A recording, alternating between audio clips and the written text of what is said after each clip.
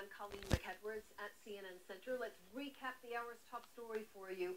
It appears as though a Norwegian man may be linked to at least one of two deadly attacks that happened there on Friday. Right now, police boats are searching the dark waters off Utøya Island. You can see the lights there on the scene as the search and the rescue there, recovery, continues to take place. Now, earlier, police arrested a 32-year-old Norwegian man following a deadly shooting rampage that happened on that island. Police say at least 10 people were killed in that attack, and now we'll take you into Oslo here. Shortly before the shooting that happened on the island, at least 7 people killed when a massive bomb ripped through a part of downtown Oslo. It detonated near the Prime Minister's office, but Norway's leader was not there at the time. Well, the violence in Norway certainly leaves a lot of unanswered questions this hour. Earlier, our John Voss spoke with the foreign minister of Norway. If there is a link between the two events, we don't know. That has to be the subject of intense police investigation during the evening and the night. Who do you think is responsible for this? Well, I think we have to really care not to have prejudged opinions on that. This has to be solid political work. We didn't have any pre-warning of it, no indication.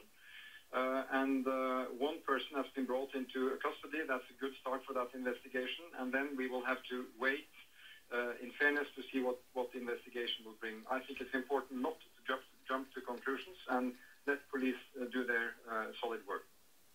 Okay, so clearly we don't know who is behind this completely at this point, and whoever struck Oslo Friday, we do know, did appear to be aiming directly at the political heart of Norway. So in that respect, I guess you could say the attack failed. No leaders were killed or injured, but certainly havoc on ordinary people and people in the streets. The shootings on that nearby island only add to the growing list of unanswered questions. Young people gathered for a political event. Brian Todd looks at what happened and what this all may mean. A witness says there hasn't been an explosion like this in Norway since World War II. A massive midday blast shakes the center of government power in Oslo, causing extensive damage at the Prime Minister's office. Pictures show several windows blown out. Officials say Prime Minister Jens Stoltenberg was not in his office at the time and escaped injury, but many others did not. Also nearby, the Norwegian Supreme Court, the finance and oil ministries. All of a sudden I heard a massive explosion and saw a massive cloud of smoke coming out from the streets around the scene. And glasses were flying around and people were cut in their faces. Journalist Oscar Ulan says buildings were damaged as far as 5 blocks away. In picture after picture, dazed victims are seen bleeding in the street. Experts say the appearance that the government was targeted, the scale of the explosion, suggests this was not the work of amateurs. Within minutes of the blast, so many people ask the question, why Norway? But experts say Norway has much stronger connections to the war on terror than many people realize. Connections which make it a logical target. Norwegian troops make up part of NATO's force in Afghanistan. Norway's taking part in NATO's bombing campaign against Muammar Gaddafi in Libya. It's one of the countries where cartoons of the Prophet Muhammad were reprinted in a newspaper, causing outrage in the Muslim community. That episode was cited by authorities as a potential issue when last year they said they found a bomb-making lab in Oslo and accused 3 suspects of ties to Al-Qaeda. And experts say the leader of Ansar al-Islam, an extremist group based in Iraq, has been living in Norway, but had a recent tangle with the government. Last week, Norway charged this individual with incitement to violence,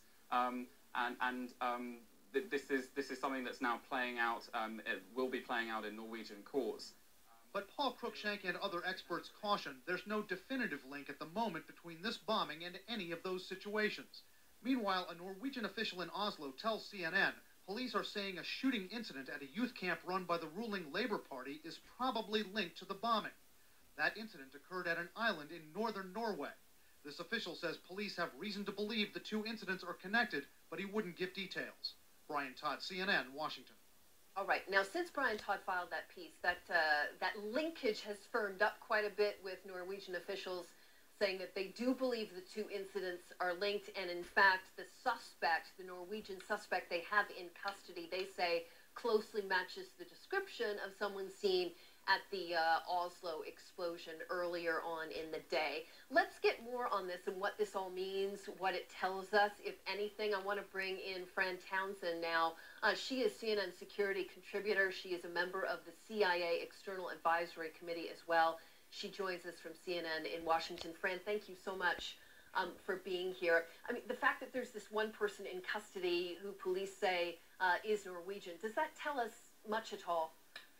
You know, it doesn't really. I mean, we know that if this is the work of a terrorist organization like Al-Qaeda, they often recruit people locally. And as Brian Todd's report suggests, there are reasons that a group like Al-Qaeda would be interested in Norway. So I don't think we should read much into his nationality. You look more, at least I look more at the facts. Look at the size of the bomb at Oslo. Look at what the targets were.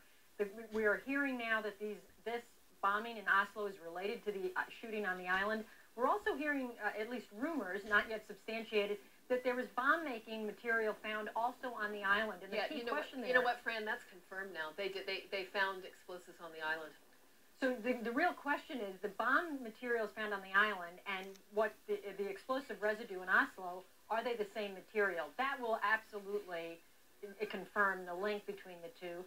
And two simultaneous attacks like that, you have to question, it requires more than a single person to pull that off. And so that's obviously the focus of the investigation now. I'm so glad you mentioned the two sets of explosives, because I had wanted to ask you about that. I mean, because you probably know a lot about the forensic end of an investigation like this. I mean, what are investigators going to be focusing on now?